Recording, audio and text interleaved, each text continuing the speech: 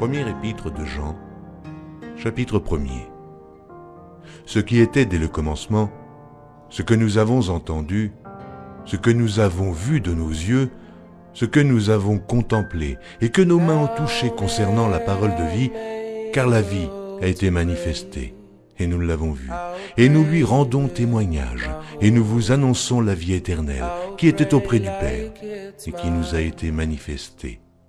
Ce que nous avons vu et entendu, nous vous l'annonçons à vous aussi, afin que vous aussi, vous soyez en communion avec nous. Or, notre communion est avec le Père et avec son Fils, Jésus-Christ. Et nous écrivons ces choses afin que notre joie soit parfaite. La nouvelle que nous avons apprise de lui et que nous vous annonçons, c'est que Dieu est lumière, qu'il n'y a point en lui de ténèbres. Si nous disons que nous sommes en communion avec lui et que nous marchions dans les ténèbres, nous mentons et nous ne pratiquons pas la vérité. Mais si nous marchons dans la lumière, comme il est lui-même dans la lumière, nous sommes mutuellement en communion et le sang de Jésus, son Fils, nous purifie de tout péché. Si nous disons que nous n'avons pas de péché, nous nous séduisons nous-mêmes et la vérité n'est point en nous. Si nous confessons nos péchés, il est fidèle et juste pour nous les pardonner et pour nous purifier de toute iniquité. Si nous disons que nous n'avons pas péché, nous le faisons menteur, et sa parole n'est point en nous. Mes petits enfants, je vous écris ces choses afin que vous ne péchiez point. Et si quelqu'un a péché, nous avons un avocat auprès du Père, Jésus-Christ, le juste. Il est lui-même une victime expiatoire pour nos péchés, non seulement pour les nôtres, mais aussi pour ceux du monde entier. Si nous gardons ses commandements, par là nous savons que nous l'avons connu. Celui qui dit « je l'ai connu » et qui ne garde pas ses commandements est un menteur, et la vérité n'est point en lui. Mais celui qui garde sa parole, l'amour de Dieu est véritablement parfait en lui. Par là, nous savons que nous sommes en lui. Celui qui dit qu'il demeure en lui doit marcher aussi comme il a marché lui-même. Bien-aimés, ce n'est pas un commandement nouveau que je vous écris, mais un commandement ancien, que vous avez eu dès le commencement. Ce commandement ancien, c'est la parole que vous avez entendue. Toutefois, c'est un commandement nouveau que je vous écris. Ce qui est vrai en lui et en vous, car les ténèbres se dissipent, et la lumière véritable paraît déjà. Celui qui dit qu'il est dans la lumière et qui est son frère est encore dans les ténèbres. Celui qui aime son frère demeure dans la lumière, et aucune occasion de chute n'est en lui. Mais celui qui est son frère est dans les ténèbres. Il marche dans les ténèbres, et il ne sait où il va, parce que les ténèbres ont aveuglé ses yeux. Je vous écris, petits enfants, parce que vos péchés vous sont pardonnés à cause de son nom. Je vous écris, Père, parce que vous avez connu celui qui est dès le commencement. Je vous écris, jeunes gens, parce que vous avez vaincu le malin. Je vous ai écrit, petits enfants, parce que vous avez connu le Père. Je vous ai écrit, Père, parce que vous avez connu celui qui est dès le commencement. Je vous ai écrit, jeunes gens, parce que vous êtes forts et que la parole de Dieu demeure en vous et que vous avez vaincu le malin. N'aimez point le monde, ni les choses qui sont dans le monde. Si quelqu'un aime le monde, l'amour du Père n'est point en lui. Car tout ce qui est dans le monde, la convoitise de la chair, la convoitise des yeux et l'orgueil de la vie, ne vient point du Père, mais vient du monde. Et le monde passe, et sa convoitise aussi. Mais celui qui fait la volonté de Dieu demeure éternellement. Petits enfants, c'est la dernière heure. Et comme vous avez appris qu'un antéchrist vient, il y a maintenant plusieurs antéchrists. Par là, nous connaissons que c'est la dernière heure. Ils sont sortis du milieu de nous, mais ils n'étaient pas des nôtres. Car s'ils eussent été des nôtres, ils seraient demeurés avec nous. Mais cela est arrivé afin qu'il fût manifeste que tous ne sont pas des nôtres. Pour vous, vous avez reçu l'onction de la part de celui qui est saint, et vous avez tous de la connaissance. Je vous ai écrit, non que vous ne connaissiez pas la vérité, mais parce que vous la connaissez, et parce que qu'aucun mensonge ne vient de la vérité. Qui est menteur, Sinon, celui qui nie que Jésus est le Christ, celui-là est l'Antéchrist, qui nie le Père et le Fils. Quiconque nie le Fils n'a point non plus le Père. Quiconque confesse le Fils a aussi le Père. Que ce que vous avez entendu dès le commencement demeure en vous. Si ce que vous avez entendu dès le commencement demeure en vous, vous demeurerez aussi dans le Fils et dans le Père. Et la promesse qu'il nous a faite, c'est la vie éternelle. Je vous ai écrit ces choses au sujet de ceux qui vous égarent. Pour vous, l'onction que vous avez reçue de lui demeure en vous, et vous n'avez pas besoin qu'on vous enseigne. Mais comme son onction vous enseigne toutes choses, et qu'elle est véritable, et qu'elle n'est point un mensonge, demeurez en lui, selon les enseignements qu'elle vous a donnés.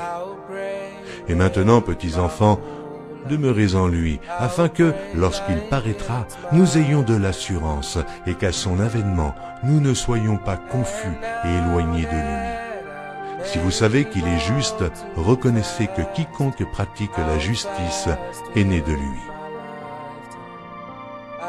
Voyez quel amour le Père nous a témoigné pour que nous soyons appelés enfants de Dieu. Et nous le sommes. Si le monde ne nous connaît pas, c'est qu'il ne l'a pas connu. Bien-aimés, nous sommes maintenant enfants de Dieu, et ce que nous serons n'a pas encore été manifesté. Mais nous savons que, lorsque cela sera manifesté, nous serons semblables à lui, parce que nous le verrons tel qu'il est. Quiconque a cette espérance en lui se purifie, comme lui-même est pur. Quiconque pêche transgresse la loi, et le péché est la transgression de la loi. Or, vous le savez, Jésus a paru pour ôter les péchés. Il n'y a point en lui de péché. Quiconque demeure en lui ne pêche point. Quiconque pêche ne l'a pas vu et ne l'a pas connu. Petits enfants, que personne ne vous séduise. Celui qui pratique la justice est juste, comme lui-même est juste. Celui qui pêche est du diable. Et le diable pêche dès le commencement. Le Fils de Dieu a paru afin de détruire les œuvres du diable. Quiconque est né de Dieu ne pratique pas le péché, parce que la semence de Dieu demeure en lui, et il ne peut pécher, parce qu'il est né de Dieu. C'est par là que se feront reconnaître les enfants de Dieu et les enfants du diable. Quiconque ne pratique pas la justice n'est pas de Dieu, non plus que celui qui n'aime pas son frère. Car ce qui vous a été annoncé est ce que vous avez entendu dès le commencement. C'est que nous devons nous aimer les uns les autres et ne pas ressembler à Caïn qui était du malin et qui tua son frère. Et pourquoi le tua-t-il ? Parce que ses œuvres étaient mauvaises et que celles de son frère étaient justes. Ne vous étonnez pas, frères, si le monde vous hait. Nous savons que nous sommes passés de la mort à la vie parce que nous aimons les frères. Celui qui n'aime pas demeure dans la mort. Quiconque hait son frère est un meurtrier. Et vous savez qu'aucun meurtrier n'a la vie éternelle demeurant en lui. Nous avons connu l'amour en ce qu'il a donné sa vie pour nous. Nous aussi, nous devons donner notre vie pour les frères. Si quelqu'un possède les biens du monde et que, voyant son frère dans le besoin, il lui ferme ses entrailles, comment l'amour de Dieu demeure-t-il en lui ? Petits enfants, n'aimons pas en parole et avec la langue, mais en action et avec vérité. Par là, nous connaîtrons que nous sommes de la vérité et nous rassurerons nos cœurs devant lui. Car si notre cœur nous condamne, Dieu est plus grand que notre cœur et il connaît toutes choses. Bien-aimés, si notre cœur ne nous condamne pas, nous avons de l'assurance devant Dieu. Quoi que ce soit que nous demandions, nous le recevons de lui, parce que nous gardons ses commandements et que nous faisons ce qui lui est agréable. Et c'est ici son commandement, que nous croyions au nom de son Fils Jésus-Christ et que nous nous aimions les uns les autres selon le commandement qu'il nous a donné. Celui qui garde ses commandements demeure en Dieu, et Dieu en lui. Et nous connaissons qu'il demeure en nous par l'Esprit qu'il nous a donné.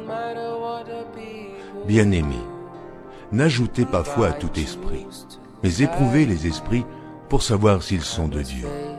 Car plusieurs faux prophètes sont venus dans le monde. Reconnaissez à ceci l'Esprit de Dieu. Tout esprit qui confesse Jésus-Christ venu en chair est de Dieu. Et tout esprit qui ne confesse pas Jésus n'est pas de Dieu. C'est celui de l'Antéchrist dont vous avez appris la venue et qui maintenant est déjà dans le monde. Vous, petits enfants, vous êtes de Dieu et vous les avez vaincus parce que celui qui est en vous est plus grand que celui qui est dans le monde. Eux, ils sont du monde. C'est pourquoi ils parlent d'après le monde et le monde les écoute. Nous sommes de Dieu. Celui qui connaît Dieu nous écoute. Celui qui n'est pas de Dieu ne nous écoute pas. C'est par là que nous connaissons l'esprit de la vérité et l'esprit de l'erreur. Bien-aimés, aimons-nous les uns les autres, car l'amour est de Dieu, et quiconque aime est né de Dieu et connaît Dieu. Celui qui n'aime pas n'a pas connu Dieu, car Dieu est amour. L'amour de Dieu a été manifesté envers nous en ce que Dieu a envoyé son Fils unique dans le monde, afin que nous vivions par lui. Et cet amour consiste, non point en ce que nous avons aimé Dieu, mais en ce qu'il nous a aimés et a envoyé son Fils comme victime expiatoire pour nos péchés. Bien-aimés, si Dieu nous a ainsi aimés, nous devons aussi nous aimer les uns les autres. Personne n'a jamais vu Dieu. Si nous nous aimons les uns les autres, Dieu demeure en nous et son amour est parfait en nous. Nous connaissons que nous demeurons en lui et qu'il demeure en nous, en ce qu'il nous a donné de son esprit. Et nous avons vu et nous attestons que le Père a envoyé le Fils comme sauveur et rendre témoignage. L'esprit, l'eau et le sang. Et les trois sont d'accord. Si nous recevons le témoignage des hommes, le témoignage de Dieu est plus grand, car le témoignage de Dieu consiste en ce qu'il a rendu témoignage à son Fils. Celui qui croit au Fils de Dieu a ce témoignage en lui-même. Celui qui ne croit pas, Dieu le fait menteur, puisqu'il ne croit pas au témoignage que Dieu a rendu à son Fils. Et voici ce témoignage. C'est que Dieu nous a donné la vie éternelle, et que cette vie est dans son Fils. Celui qui a le Fils a la vie. Celui qui n'a pas le Fils de Dieu n'a pas la vie.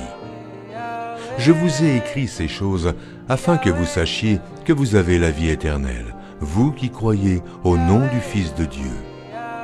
Nous avons auprès de lui cette assurance que si nous demandons quelque chose selon sa volonté, il nous écoute. Et si nous savons qu'il nous écoute, quelque chose que nous demandions, nous savons que nous possédons la chose que nous lui avons demandée.